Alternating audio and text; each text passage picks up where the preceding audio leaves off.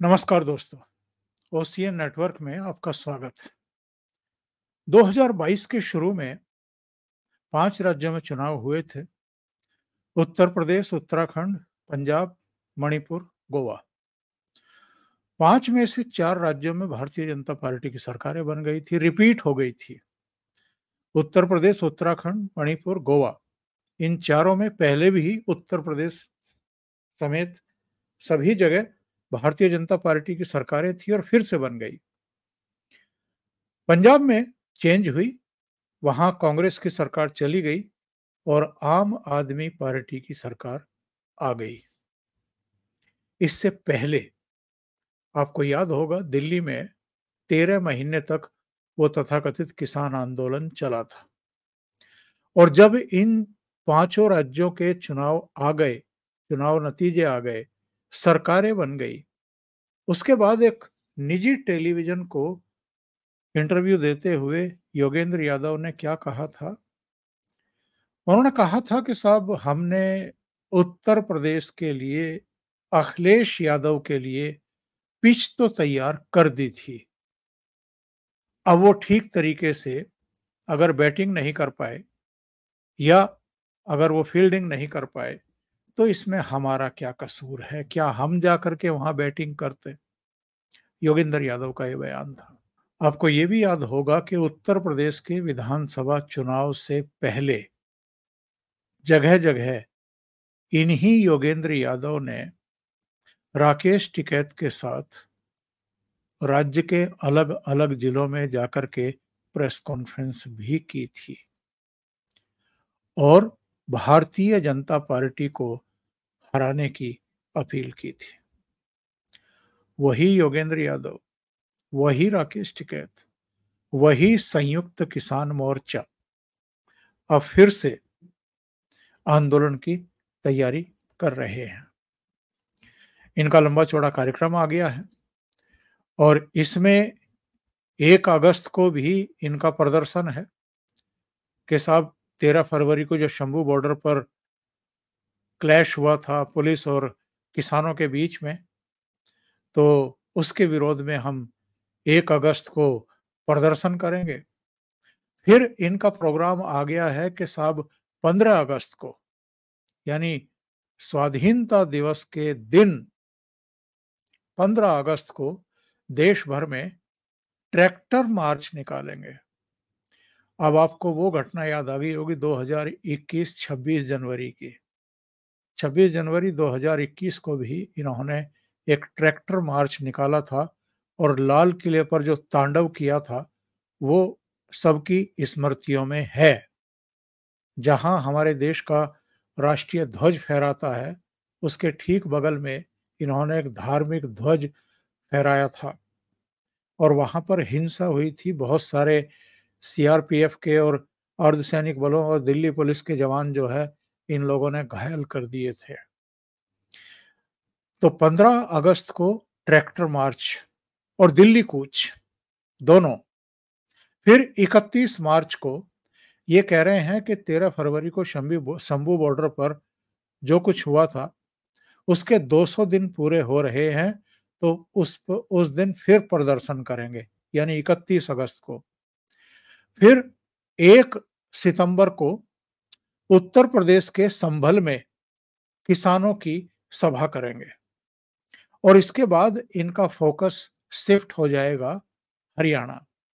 15 सितंबर को जींद में ये लोग रैली करेंगे, किसानों का प्रदर्शन करेंगे और फिर 22 सितंबर को ये लोग पीपली, जो कुरुक्षेत्र के पास हाईवे पर पड़ता है, दिल्ली चंडीगढ़ हाईवे, पीपली में किसानों की रैली करेंगे। तो अब सवाल एक्चुअल में ये खड़ा हो रहा है कि ये योगेंद्र यादव ने 2022 के शुरू में तो उत्तर प्रदेश में अखिलेश यादव और कांग्रेस के लिए पिच तैयार की थी। वो 13 महीने का आंदोलन चलवा करके दिल्ली में, जिसमें तमाम जो कम्युनिस्ट पार्टियों को बिलोंग करने वाले चेहरे उसमें शामिल थे, इनके संगठन शामिल थे। अकेले पंजाब के ही 22 से ज़्यादा किसान संगठन उसमें शामिल हुए थे, शायद 32 के आसपास थे, जिनमें से 22 ने बाद में पंजाब का विधानसभा चुनाव भी लड़ा था और सबकी जमानतें जब्त हो गई थी। तो ये सब लोग जो वामपंथी दलों को बिलॉन्ग करते हैं, वो दिल्ली में 13 महीने तक आंदोलन चला रहे थे 3 कृषि कानूनों के खिलाफ। और वो 3 कृषि कानून वापस ले लिए गए थे, तो नवंबर में वो आंदोलन भी इन्होंने खत्म कर दिया था और बाद में इनके पास कोई काम तो था नहीं, तो इनमें से 22 संगठनों ने पंजाब में विधानसभा चुनाव लड़ने का फैसला कर लिया। लेकिन सबकी जमानतें जब्त हो गई थी, कोई जीता नहीं था। इसका मतलब ये है कि आप आंदोलन करते रहिए और वहाँ बुला कर के कथित किसानों को नवाजते रहिए, उनके खाने का, उनके पीने का बंदोबस्त करते रहिए, तो वो वहाँ रहेंगे आपके साथ। लेकिन जब राजनीतिक रूप से किसी पॉलिटिकल पार्टी को चुनने का मौका आएगा, सरकार बनाने के लिए किसी को वोट देने का समय आएगा, तो फिर वो अपने विवेक से ही फैसला करेंगे। इन्होंने सारे घोड़े दौड़ाए थे, उत्तर प्रदेश में भी, सेंट्रल गवर्नमेंट को भी, यानी मोदी जी को रोकने के लिए भी, लेकिन कुछ नहीं हुआ। किसी ने इनकी सुनी नहीं, किसानों ने भी नहीं सुनी। उन्होंने भी अपनी पसंद के ही कैंडिडेट को वोट दिए और ना केंद्र में ये मोदी को रोक पाए और ना ही उत्तर प्रदेश में 2022 में योगी की दोबारा सरकार बनाने को रोक पाए। तमाम प्रेस कॉन्फ्रेंस राकेश टिकैत, योगेंद्र यादव वगैरह ने कर ली थी। अब सवाल ये है कि जो इन्होंने ये नए आंदोलन की घोषणा की है, जिसे किसान आंदोलन 02 कहा जा रहा है, कि ये दूसरा किसान आंदोलन होगा और मांगे क्या हैं कि जी 3 जो ये नए भारतीय कानून लेकर के आई है मोदी सरकार, हम इसकी मुखालफत करेंगे, इसका विरोध करेंगे, इसकी प्रतियां फूकेंगे। क्यों फूकोगे? कोई कारण नहीं बता रहे हैं। यानी पहले 3 कृषि कानूनों का विरोध किया था, अब 3 क्रिमिनल लॉ जो भारतीय लॉ लाए गए हैं, अंग्रेजों के बनाए हुए 1861 के कानूनों का जिन्होंने स्थान लिया है, अब उनके खिलाफ हम आंदोलन करेंगे। तो पहले तो इनको यही पता नहीं है कि इनके मुद्दे क्या हैं और दूसरे ये कहते हैं कि साहब जो एमएसपी है उसकी कानूनी गारंटी दी जाए, तो उसमें सरकार कह चुकी है कि इससे तो अर्थव्यवस्था बर्बाद हो जाएगी, हम वो नहीं कर सकते। उसके लिए हालाँकि एक कमेटी भी बनी थी, उसकी कुछ सिफ़ारिशें वगैरह भी आई थी, लेकिन सरकार ऐसा लगता है कि एमएसपी की कानूनी गारंटी देने को तैयार है ही नहीं, क्योंकि उसके लिए इतनी रकम चाहिएगी कि बाकी सेक्टरों का क्या होगा अगर सब कुछ आढ़तियों, व्यापारियों और बड़े किसानों की ही भेंट चढ़ना है सब कुछ या उन्हीं को लाभ देना है। बहरहाल ये जो अब जिसको आंदोलन नंबर 2 कहा जा रहा है, वो क्यों किया जा रहा है? इसकी वजह ये है, सितंबर में जब ये जींद में और पीपली में जनसभाएँ करेंगे या रैली करेंगे, तो उस समय हरियाणा में विधानसभा चुनाव की प्रक्रिया शुरू हो चुकी होगी और अक्टूबर में तो नई सरकार का गठन होने की प्रक्रिया शुरू हो चुकी होगी। यानी मतदान हो चुका होगा, मतगणना होने की तैयारी हो रही होगी और अक्टूबर में नई सरकार बन जाएगी।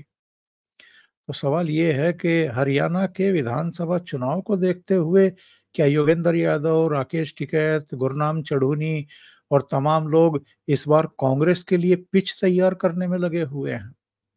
लगता यही है, क्योंकि ये उत्तर प्रदेश में भी भारतीय जनता पार्टी के खिलाफ हम ठोक रहे थे और चूंकि पिछले 10 साल से हरियाणा में भारतीय जनता पार्टी की सरकार है, तो अब वहां भी भाजपा के खिलाफ और कांग्रेस के समर्थन में ये एक माहौल बनाने की चेष्टा में हैं। वैसे आपको बता दें, इनके आंदोलन को कारण समझ लीजिए या दूसरे और कारण हों, इस बार लोकसभा चुनाव में भारतीय जनता पार्टी को हरियाणा में 5 सीटें गंवानी पड़ी हैं।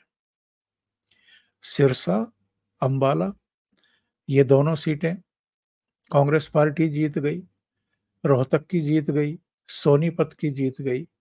कुल मिलाकर के 5 सीटें वो जीतने में कामयाब हुए और भारतीय जनता पार्टी 5 सीटों पर सिमट गई।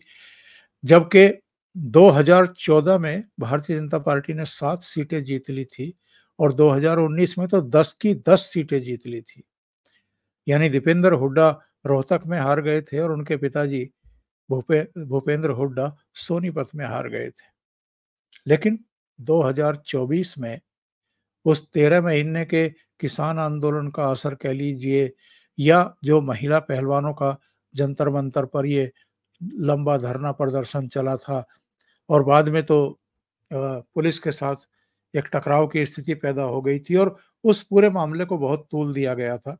इकोसिस्टम के द्वारा भी, कांग्रेस के द्वारा भी, खास तौर से भूपेंद्र हुड्डा और दीपेंद्र हुड्डा उस पूरे मामले में सक्रिय थे। तो ये देखना बड़ा दिलचस्प होगा कि ये कैसे समय किसान आंदोलन नंबर 2 शुरू कर रहे हैं और इसके पीछे की इनकी असल मंशा क्या है। अभी के लिए इतना ही। बहुत-बहुत धन्यवाद। अगर आपको ये चैनल और इसके कंटेंट पसंद आ रहे हैं, तो लाइक करें, कमेंट करें, वीडियो को शेयर भी करें। अभी तक अगर आपने ये चैनल सब्सक्राइब नहीं किया है, तो सब्सक्राइब कर लें और साथ में लगे बेल आइकॉन को दबाना ना भूलें, ताकि आगे आने वाले वीडियो और उनके नोटिफ़िकेशन आप तक पहुँचते रहें। बहुत-बहुत धन्यवाद। नमस्कार।